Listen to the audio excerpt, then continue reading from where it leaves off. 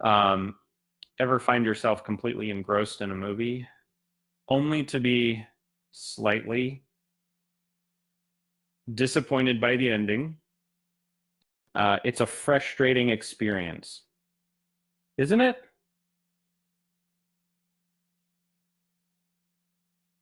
Yeah, so Uh, some thrillers come so incredibly close to perfection, building tension, crafting compelling characters, and delivering heart-stopping moments. But then a single misstep can derail the whole thing.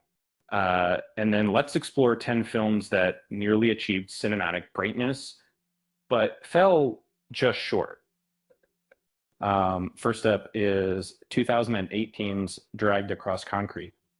S. Craig Zahler has earned praise for his gritty crime thrillers.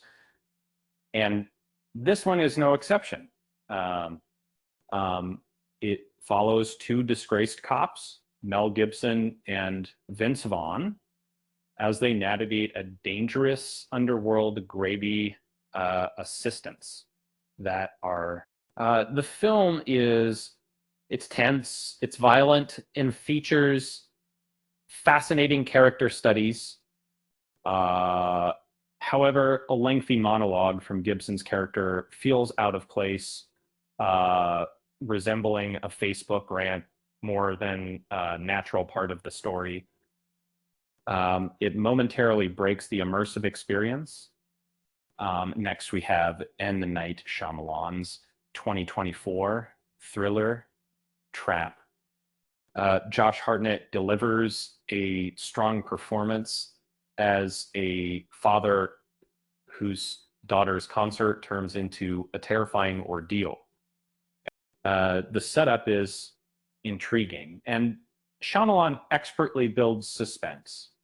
The problem, um, the film leans too heavily into implausibility in its final act, and a particularly outlandish twist involving a bike lock feels silly and undermines the otherwise effective tension. David Fincher's 1987 classic, The Game, is a masterclass in paranoia and suspense. Michael Douglas stars as a wealthy banker whose brother gifts him a mysterious gain that spirals out of control. Um, the film is brilliantly crafted, but its conclusion asks the audience to accept a series of illogical events. Many scenes don't quite add up, and retroactively trying to make sense of everything becomes a frustrating exercise.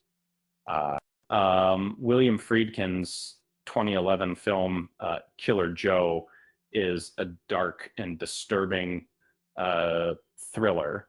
Matthew McConaughey shines as a contract killer who takes a disturbing form of collateral. The film is often overshadowed by its more extreme moments.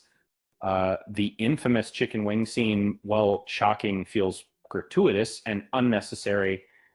Um, it doesn't add to the character development or the uh, overall narrative.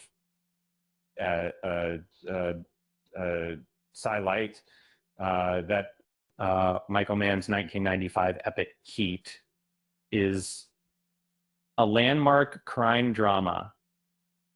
The legendary pairing of Al Pacino and Robert De Niro elevates the film to another level. While nearly perfect, the romantic subplots feel underdeveloped. Um, the characters of Amy Brenneman and Diane Venora, while well acted, lack the depth needed to truly resonate. Peter Jackson's 2010 thriller, Shutter Island, is a visually stunning and psychologically complex film. Leonardo DiCaprio delivers a captivating performance as a U.S. Marshal investigating a mental institution. However, the film relies too heavily on foreshadowing and symbolism on repeat viewings. The twist loses its impact as the clues become too obvious. And that 2024's Heretic presents a chilling premise. Two Mormon missionaries trapped with a sinister elderly man.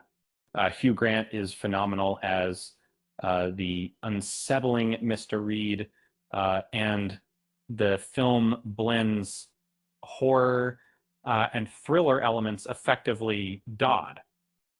Unfortunately, the film becomes overly preachy and relies on shock value over genuine suspense.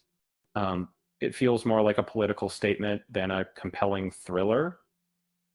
Martin Scorsese's 1991 remake of Cape Fear is a masterclass in suspense and psychological terror.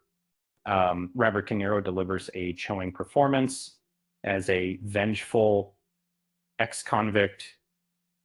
And while the film is exceptional, Max Cady's seemingly endless ability to survive feels cartoonish.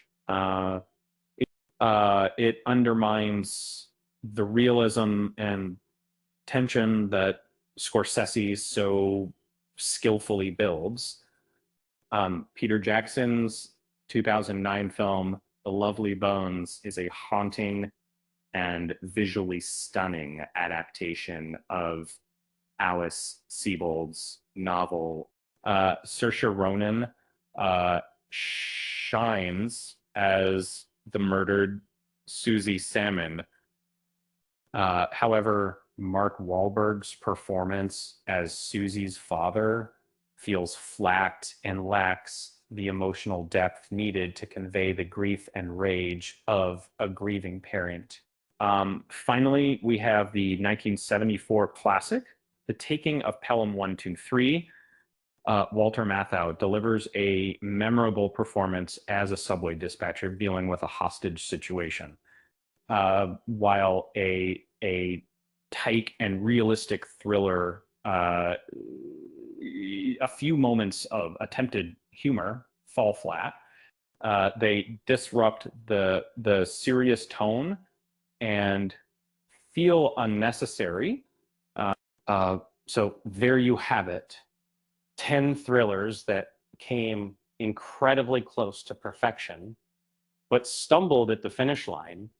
It just goes to show that even the best films aren't immune to flaws. And hey, at least we have something to debate, right?